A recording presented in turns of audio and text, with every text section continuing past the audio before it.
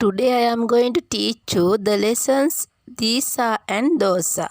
අද මම ඔයාලට උගන්වන්න යන්නේ පුතේ these are සහ those are ගැන. ළඟ තියෙන දෙකක් හෝ දෙකකට වැඩි ප්‍රමාණයක් ළඟ ඉන්න දෙදෙනෙකු හෝ දෙදෙනෙකුට වැඩි ප්‍රමාණයකට අපි ඉංග්‍රීසියෙන් කියන්නේ these are කියලා.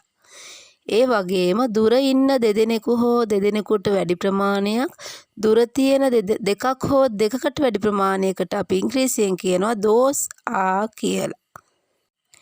මුලින්ම අපි ඉගෙන ගනිමු තියෙනවා යන අර්ථය. these are සහ those are වල තියෙනවා යන අර්ථය පිළිබඳව ඉගෙන ගනිමු. these are කියන්නේ ළඟ තියෙන එකකට වඩා වැඩි ප්‍රමාණයක් දෙකක් හෝ ඊට වඩා වැඩි ප්‍රමාණයක්. those are කියන්නේ දුර තියෙන දෙකක් හෝ ඊට වඩා වැඩි ප්‍රමාණයක්. අර තියෙන්නේ ගස් කොහොමද පුතේ කියන්නේ? those are trees. මේ තියෙන ගස් කියලා කියන්නේ කොහොමද?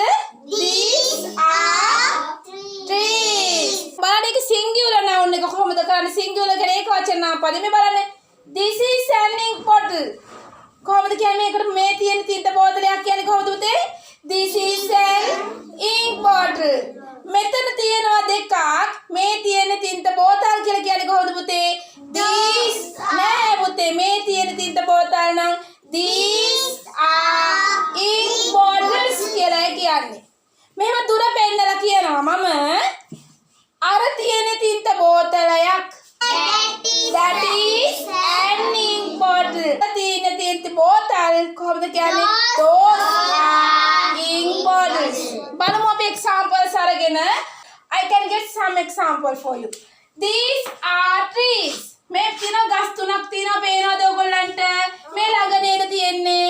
එහෙනම් මේ තියෙන ගස් කියලා කියන්නේ කොහොමද පුතේ? These are trees. අන්න ඈත ගස් තුනක් තියෙනවා. අර තියෙන්නේ ගස් කොහොමද අපි කියන්නේ? Those are trees. Right. මෙතන තියෙනවා X බිත්තර. මේ තියෙන්නේ බිත්තර. How to say in English? මේ තියෙන්නේ බිත්තර. You can see ඈත තියෙනවා බලන්න බිත්තර ගොඩක් තියෙන ඈත කොහොමද කියන්නේ? මේ තියෙන්නේ බිත්තර these are X අර තියෙන්නේ බිත්තර those are X. ඉන්න දේවල් ගැනත් අපි කතා කරමු. බලන්න there are three birds right? තුන් දෙනෙක් ඉන්නවා. මම කියනවා ඉන්න දේවල් මේ these are ඉන්න දේවල් ගැන මේ කතා කරන්නේ. දෙකක් හෝ දෙකකට වැඩි ප්‍රමාණයක්. අපි කොහොමද පුතේ මෙතන කුරුල්ලෝ ඉන්නවා කියලා කියන්නේ? මේ කුරුල්ලෝ කියලා කියන්නේ කොහොමද? මේ ඉන්නේ කුරුල්ලෝ කියලා කියන්නේ කොහොමද පුතේ? මේ ඉන්නේ කුරුල්ලෝ. These are birds. These are birds. මේ කුරුල්ලෝ තුන් දෙනා අපි මෙහෙන් අඳිනවා. එයාලා දැන් ඈත ඉන්නේ. නේද? ඔන්න බලන්න එයාලා දැන් ඈත ඉන්නේ. අපි කියන අර ඉන්නේ කුරුල්ලෝ කොහොමද පුතේ කියන්නේ?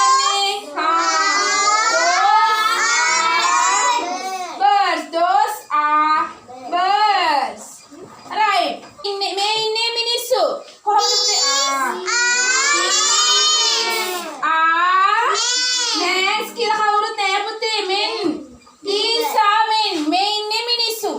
අර ඉන්නේ මිනිස්සු. මම මෙයාලා ටික ගන්නවා මෙන්න මෙතෙන්ට. ඈත තමයි ඒගොල්ලෝ ඉන්නේ. මේ බලන්න යාලා ඈත ඉන්නේ. කොහොමද කියන්නේ? ඈත those are men. Those are men. These are birds. මේ ඉන්නේ කුරුල්ලෝ. Those are birds. අර ඉන්නේ කුරුල්ලෝ. These are men. මේ මිනිස්සු. Those are men. අර ඉන්නේ මිනිස්සු. Right. පුතේ these are flowers. What the meaning of this sentence? මේ තියෙන්නේ මල්. ප්‍රශ්න මල් පුතේ. these are flowers කියන්නේ මේ තියෙන්නේ මල්. How to make a question? කොහොමද ප්‍රශ්නයක් අහන්නේ? මේ තියෙන්නේ මල්ද? කොහොමද දහන්නේ? මේ තියෙන්නේ මල්ද කියලා ඉංග්‍රීසි වලින් අහන්නේ කොහොමද? කොහොමද පුතේ නම් මුලට එන්නේ කවුද? මම ගහම නිතරම be verbs මුලට හොඳට අහගෙන ඉන්න. මෙන්න මේ කියන be verb එක මුලට එනවා. මේ තියෙන්නේ මල්ද කියලා අහද්දි කොහොමද එන්නේ? Are these flowers? Are these flowers? මේ තියෙන්නේ මල්ද? ඊට පස්සේ එකක්. නැතනර්ථ වාක්‍යයක් කොහොමද කියන්නේ? දැන් කට්ටියම කියලා බලන්න. මම දැන් නැතනර්ථ not flowers, not pens, not rose, not homes, not snakes. එහෙම කියන්නේ නැති යන අර්ථේ. snake නෙමෙයි, සත්තු නෙමෙයි, මොනද සර්පයෝ නෙමෙයි, not chairs, පුටු නෙමෙයි. එහෙනම් මල් නෙමෙයි කියලා කියන්නේ කොහොමද? not flowers. එහෙනම් මම අහනවා කොහොමද කියන්නේ මේ තියෙන්නේ මල් නෙමෙයිද කියලා? කොහොමද කියන්නේ පුතේ?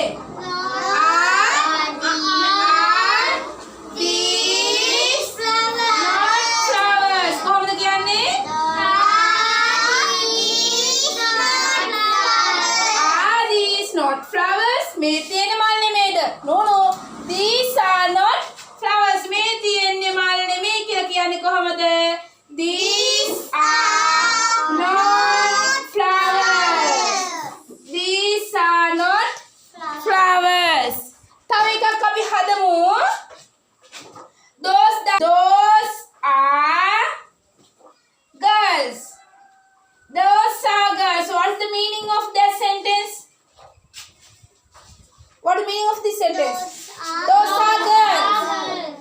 අර ඉන්නේ ගැහැණු ළමයි. අර ඉන්නේ ගැහැණු ළමයිද කියලා අහන්නේ කොහොමද පුතේ?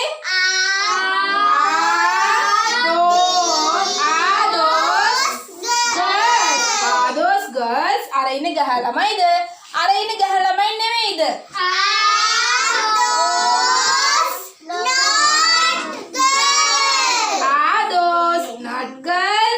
අර ඉන්නේ ගෑ ළමයි නෙමෙයි. කොහොමද කියන්නේ එහෙනම්? කියන්න පුතේ.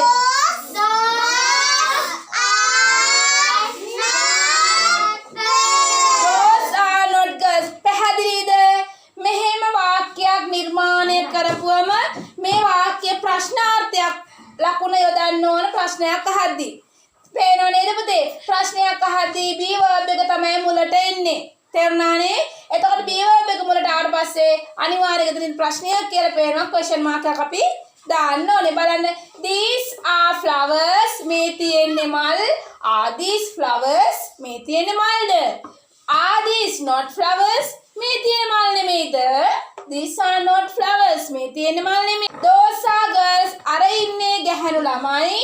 Are those girls? අර ඉන්නේ ගැහැණු ළමයිද? Are those not girls? අර ඉන්නේ ගැහැණු ළමයි නෙමෙයිද? Those are not girls. අර ඉන්නේ ගැහැණු ළමයි නෙමෙයි. See you next video.